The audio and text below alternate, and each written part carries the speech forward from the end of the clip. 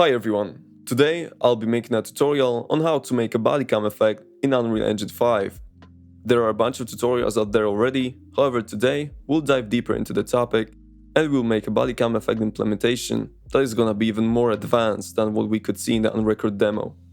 I'll explain the concept around the bodycam look and using dedicated post-processing effects, as well as with a right lighting setup, we will turn this scene into this.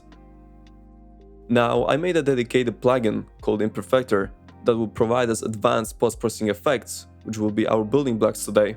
I'll leave a link to it in the description if you'd like to check it out. However, if you have your own post-process materials, feel free to stick around, as I'm sure you will still get a lot of value from this guide. One last thing before we start, I just launched my Discord server, so if you'd like to help me create a community, or you encounter any questions related to the video or the plugin, feel free to join via the link in the description. With that said, let's move into Unreal and start setting up our scene. Here I got a military airport environment, which will be good for the demonstration, as outdoor environments usually require more work to set them up properly, as we have to deal with the indirect lighting coming from the sky. Basically, what we want to do here is to mimic something called low dynamic range look, which the on-record trailer was heavily praised for. In the real world, the sky and clouds are very bright, as they are illuminated by the sun and their color is blown out when captured with a camera, unless the exposure is specifically adjusted for it, but then everything else becomes dim as a result. This is commonly referred to as high dynamic range scene or scenario, which cameras aren't usually capable of capturing, and we have to rely on systems such as auto exposure that help with mitigating this imperfection to some extent. We, however, are in the perfect world of Unreal, where the sky, clouds and sun aren't really that bright, and the tone mapper maps the color information in such way that we see the full range of colors pretty much all the time, no matter the condition. There's one simple way we can essentially revert this behavior, and it's to substantially increase the material brightness intensity of the sky and clouds and anything that's truly very bright. This will tell the tone mapper that we are in fact dealing with very bright objects. When it comes to the sky and clouds, the exact way of doing that depends on your sky system. For instance, I'm using Ultra Dynamic Sky here, which has a bunch of dedicated settings for controlling these parameters. First of all, I'll make the weather cloudy to better fit the aesthetic. Avoiding harsh direct light is a good rule of thumb here, as it can ruin the perceived realism of the outdoor scenes. By making the clouds cover the entire sky, the scene is now indirectly lit, and the resulting soft shadows help with selling the realism. Let's now boost the cloud's brightness. For Ultra Dynamic Sky, there's a volumetric cloud color setting for that. Quick tip for the color properties such as this one, you can set a color value above 1 here using the V component by manually tapping it in. And with this relatively simple change, our scene already starts to look like it's been captured with a real camera.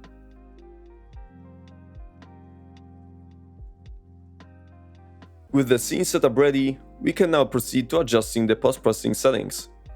There's a bunch of things you want to modify here when it comes to the general post-processing done by the engine, although keep in mind that there are no right or wrong settings here, and what I'm about to change heavily depends on the scene and style you're going for, so there's plenty of room for experimentation. I've already added a post-process volume here with unbound set to true, so I will start with the bloom. For the bodycam look, it can be more emphasized, so I'm gonna increase its intensity a bit and switch it to convolution for some better looking glares. Moving on to the exposure settings, here I'll modify the min-max EV100 to set up the auto exposure.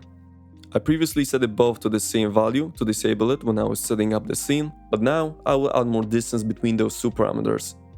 When adjusting these values, keep in mind that the bigger the gap here, the more the auto exposure will be able to adjust the exposure value based on the scene luminance. Also, since we are simulating a low dynamic range look, the auto exposure will likely be constantly adjusting the exposure, so we want to increase the speed up and down values so that it reacts more quickly. Now let's proceed to local exposure settings, as there are quite a bunch of interesting ones here. I'm gonna slightly lower down the detail strength parameter, as bodycams aren't really that good when it comes to capturing fine details. Don't worry about the loss of sharpness at this point, we will artificially bring it back up later when setting up the post-processing effects. And the other useful parameter here is the highlights contrast at the top.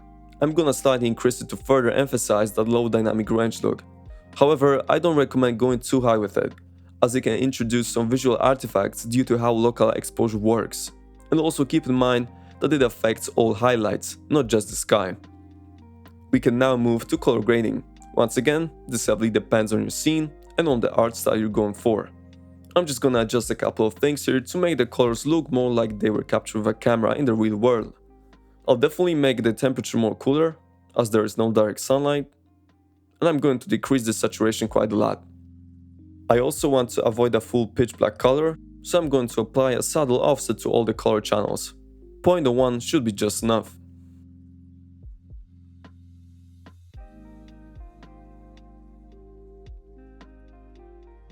Alright, now we can move to the bread and butter, the post-processing effects. Before we start adding them though, let's first talk about how you will determine their order. It's important to do that accurately, otherwise the final result will not look very realistic or won't be convincing enough. To make this process easier, I drawn a basic diagram that shows a simplified path of light rays from the environment to the sensor of a camera. With this, we can visualize the hypothetical levels or locations that we can use to categorize the effects with. We are going to add the effects starting from the ones at the environment level, then adding the ones at the lens level, and lastly at the sensor or software level. I've added a new IMPERFECTER instance actor to the level, so let's proceed to setting up our first effect, which will be the Bodycam camera vignette. It's rather simple and can be easily done with a radial gradient, so for that we're gonna add the overlay effect. Let's set the color tint to full black. The X scale can be somewhere around half. And now let's set the gradient start and end positions to something bigger. I'm also gonna leave a small gap between these two values to create that soft edge on the gradient. This gives us a nice vignette, however we can do better. We are essentially adding an effect at the environment level here, as the vignette occurs before the lens, so we should switch the processing location of the overlay to before tone mapping. This will make the effect render before tone mapping and also before bloom, which means that bloom will be composited on top of it during tone mapping stage. You can observe that, for example, in the top left corner, that when I look up at the sky, the bloom from the sky bleeds over the vignette, which creates a more realistic and physically accurate result. For those who are using a post-processed material for that, a similar tweak can be applied to it by changing the blendable location to scene color before bloom. Back to the overlay, you can see that it has an offset parameter. We'll modify it later at runtime to make the overlay react to the camera's movement. There's nothing else really that needs to be added at the environment level, so let's move to the lens effects. We're gonna start with the lens dirt effect, as it occurs just on the surface of the lens. This can also be done with the built-in dirt mask effect in engine's post-processing settings. However, this lens dirt effect is capable of blurring the image and has some more final controls, which can give us a better looking result. I'm gonna keep the blurriness at around 2, and I'm also gonna adjust the threshold to make the dirt appear only in the brightest areas of the screen.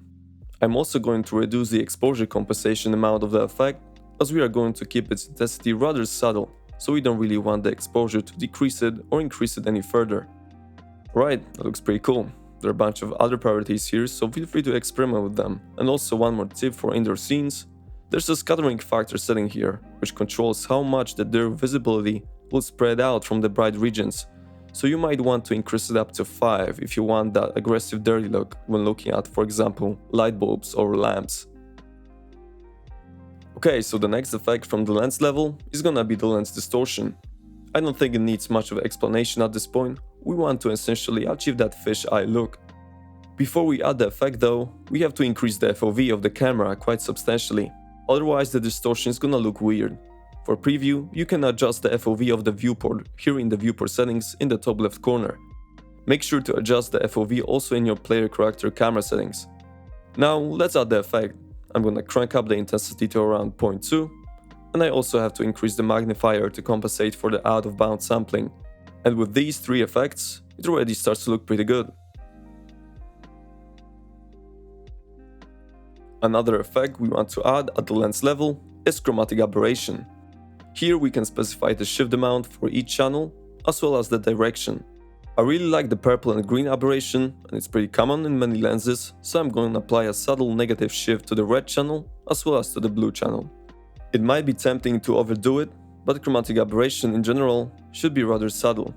For a bodycam look, it can be more emphasized, but still, to ensure it's not too harsh, I'm gonna reduce the blend of the effect just a bit. This makes it less saturated.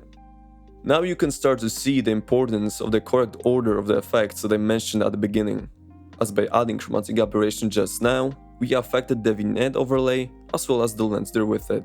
Thanks to that, we don't have to fake the fringe on the bodycam vignette by using two gradients as it's produced organically. As an aside, I don't recommend embedding the fake fringe to a bodycam vignette in a material via additional gradient, as keep in mind, if it's done with a static color, it will be fully visible even if your entire scene is pitch black, which is not gonna look good. That's why using an actual chromatic aberration applied after the vignette is crucial here. Now let's add the last effect from the lens level, which is gonna be the soften effect. With this one, we simply want to apply blur to the edges of the screen, as it's a common characteristic of the bodycam footage. I'm gonna increase the strength to 2 and apply a mask with a radial gradient.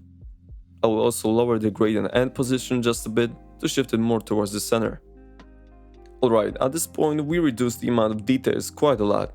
Firstly by lowering the detail strength in post-process settings, and now by applying blur to the edges. Bodycams do suffer from that too. That's why an artificial sharpening is applied to the recorded footage at the software level of the camera to increase the perceived sharpness of the image. We're going to do that just now by applying the sharpen effect. There are two different sharpening styles available here. I'm gonna use the solid one, and I'm gonna set the offset to 2. As I mentioned earlier, we lost a lot of detail, so naturally the intensity has to be set quite high. Can be even up to 5. And as you can see, this right here makes a massive difference, and our bodycam effect is almost ready. Now let's make the image more grainy by adding some digital noise.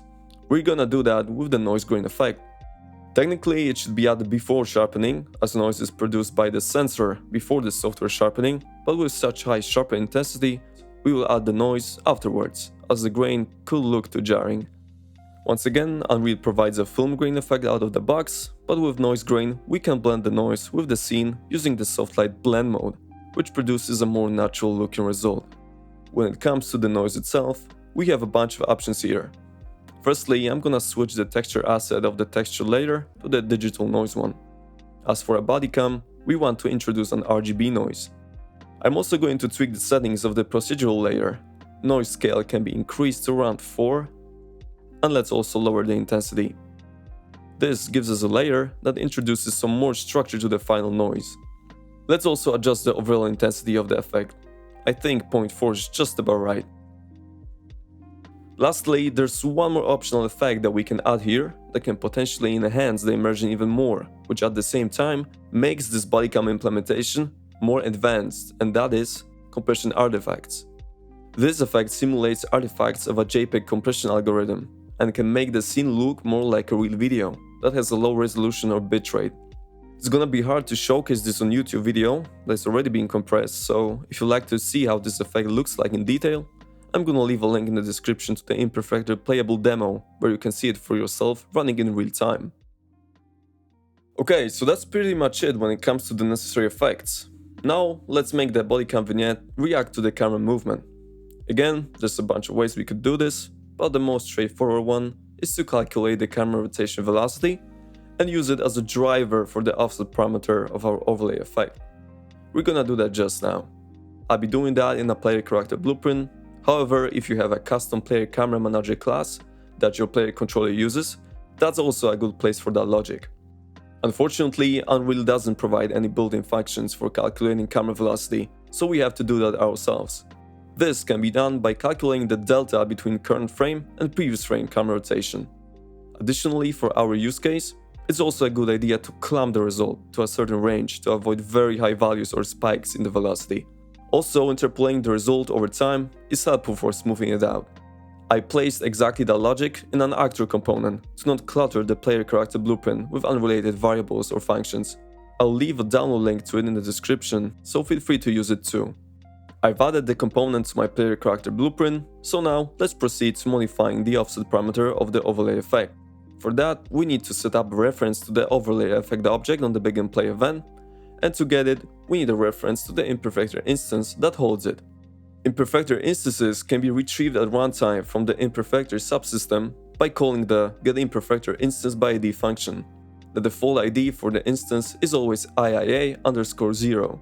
Make sure you assign unique names to the instances in the editor tab if you're using more than one, and you have to differentiate between them at runtime. I named mine IIA_Bodycam, so that's what I'm going to type into the function. And now from here, we can retrieve the overlay effect reference by calling the getImperfecter Effect by ID function. Same as with the instances, effects also have IDs, and the default ID for each effect is its name. So I'm going to type overlay in here. This function returns the generic reference to the Imperfecter Effect class, so we have to cast it to the overlay type. Finally, we can promote that to a variable, and now we can access the overlay's properties.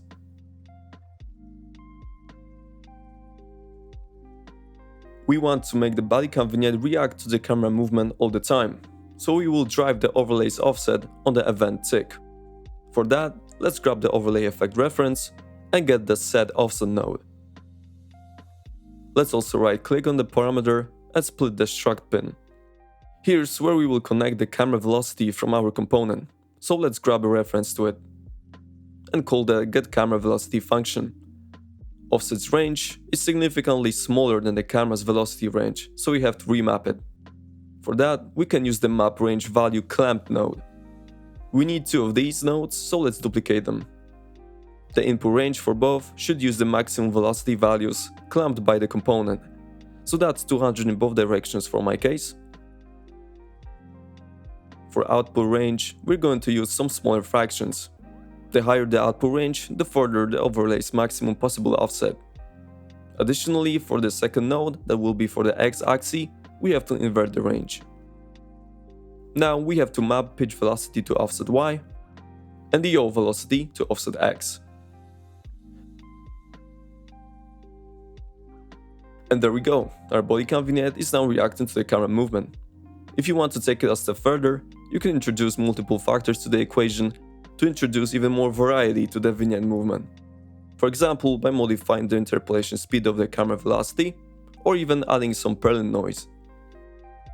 Okay, so that's pretty much it. We completed all the steps for achieving the advanced Bodycam look.